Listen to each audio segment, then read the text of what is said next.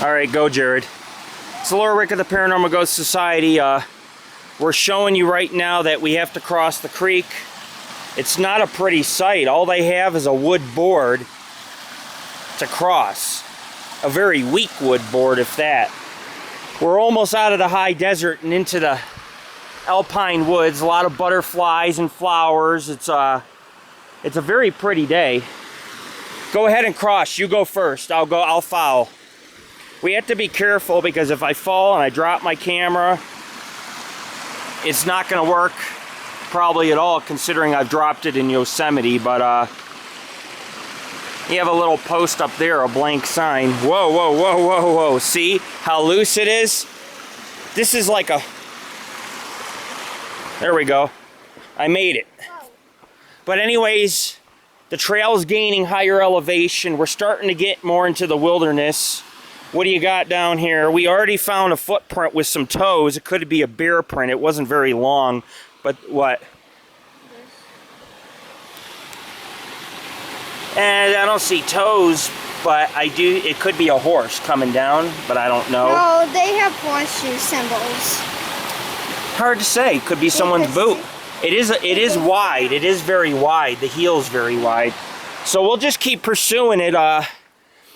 Like I said, back in the day, Bigfoot sightings in this area were a little more common than they are today, because at the base of the mountains you have a lot of Genoa residents. But who's to say if something doesn't get hungry, it don't come down? For example, if you look, we have a bunch of rock formations. So a hidden cave in the area, a den, something where something could live, is highly likely. Highly likely. It's very likely. And, you know, we definitely couldn't get to certain rock formations, but a primate like Sasquatch could. And we have a bunch of intersecting trails. We'll take a different way down. But it's switchbacking a lot.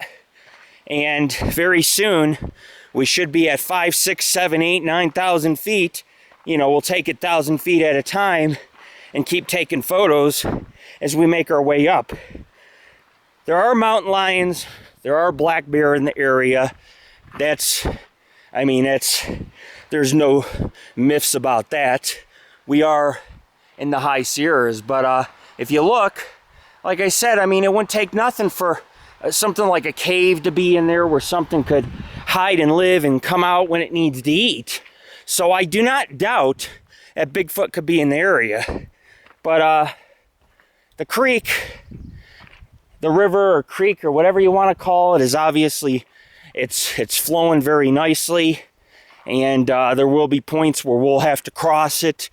We have to be very careful and continue to work our way up the switchback, which, if you look, cuts up to the left here and meets back with the river. You have to have switchbacks because climbing up would be too difficult straight up these mountains. They are hands and knees, one fall, one roll, it is all over. I don't know if we'll make it to the top, but if we do, we'll get some nice views of Lake Tahoe today, just to give you an idea of how close we are to it.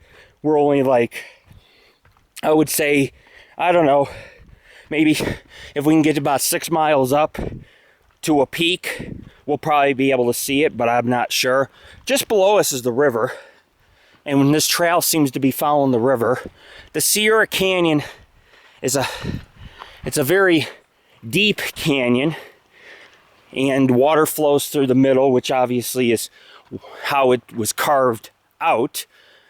It's full of various plant life, green foliage, lizards, butterflies, black bear,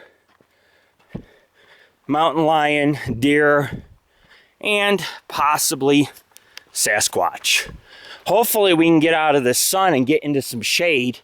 The peaks are very high, a lot of rock formations. Like I said, there's places humans can't go that a large primate that would weigh about 1,200 pounds with size 17 feet could go. There's a monarch butterfly, and in the valley below is the Carson Valley. We'll keep an eye on Bigfoot tracks. My assistant here, this is Jared, and he's, in my opinion, he's probably one of the best cryptozoologists you're ever going to have on any investigation. He always finds tracks. He's always very aware of his surroundings, and it's helped me in the last year because he has found some of the tracks, which has really helped these investigations come along.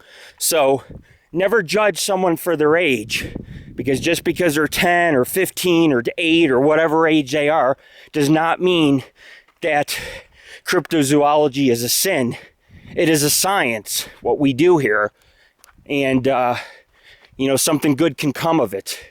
And so I highly recommend that all our younger generation get into studying ghost, Bigfoot, unknown and undiscovered animals. It's a wonderful thing to get into, and it does have its rewards, such as this beautiful hike that we're experiencing. Looks like up on top is some cave, but there's no way to get up there. It's too steep. But we're always trying to envision, where could Bigfoot hide? Where could Bigfoot live? Where does he come down? Where's the tracks? Generally, he's not gonna take the trail, but when you get a track on the trail, it's because he crossed the trail, if that makes sense. Because you gotta cross the trail to be able to make it up into these mountains without taking it, of course. Anyways, we will keep you up to date. We got about an 80-degree morning here. And it is June 2012. This is Lord Rick. Check us out at www.paranormalghostsociety.org.